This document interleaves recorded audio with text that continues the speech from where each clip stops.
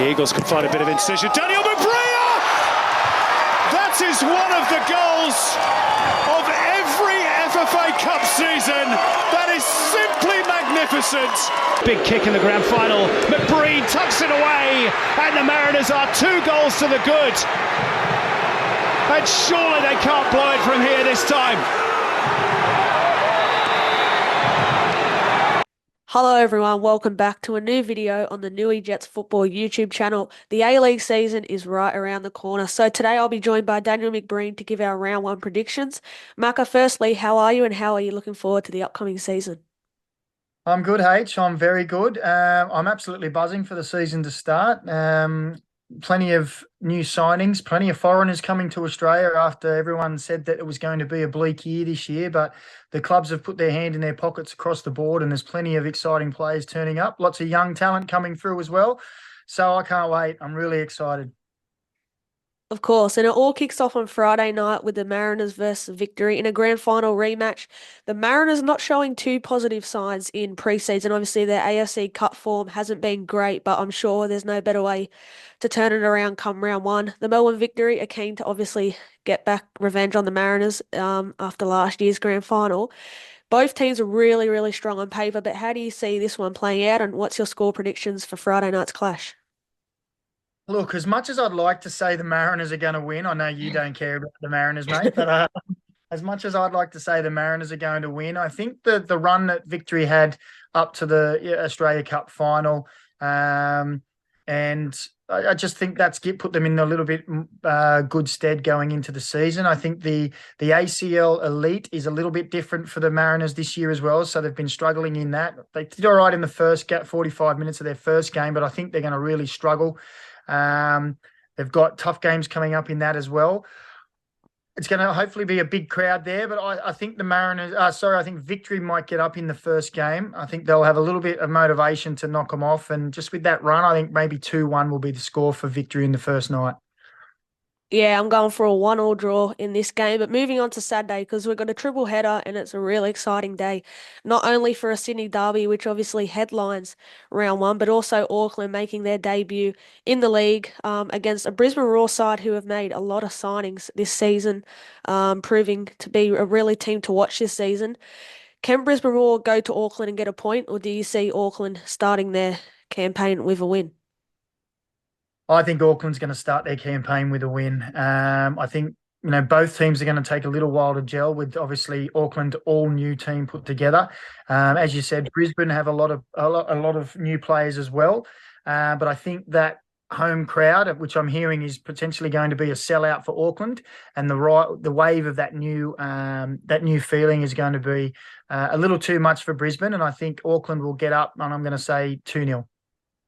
Yeah, I'm going for a 1-1 draw. I do see Brisbane getting a point, but yeah, it'll be an interesting game to keep an eye on. But the next game after that, Jets versus Melbourne City, a game that isn't really being talked about too much with the grand final rematch in Sydney Derby, but it'll be an interesting game to see, how City go as well this season with a couple of departures up front. Do you see the Jets, kicking their season off with a start with their second year as Robbie Stanton as coach, or can Melbourne City come to Newcastle and get the points?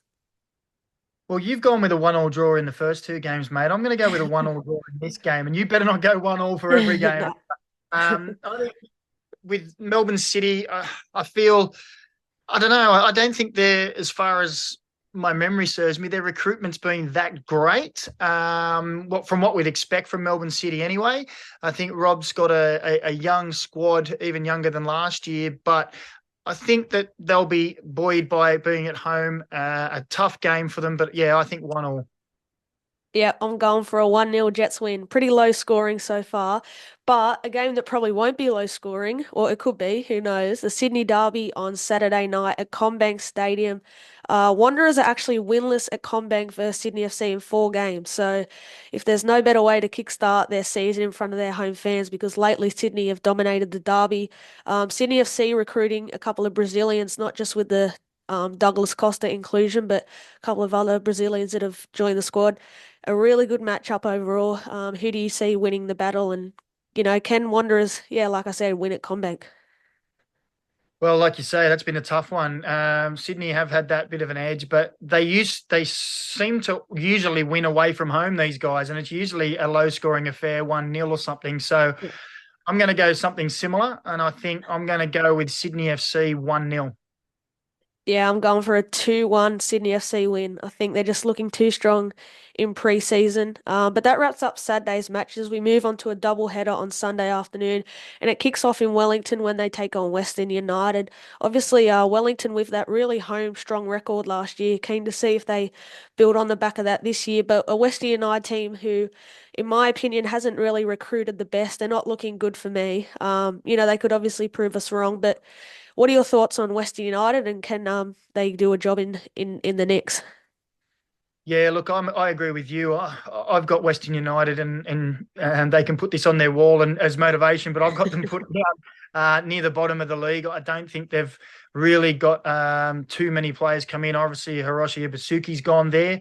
They have had a couple of good results in preseason just of late, so they've sort of picked up a little bit. But that 4-0 demolition they got of the Jets early on didn't bode well, in my opinion, and I think they're going to struggle this year. I'm going to go the Knicks 2-0.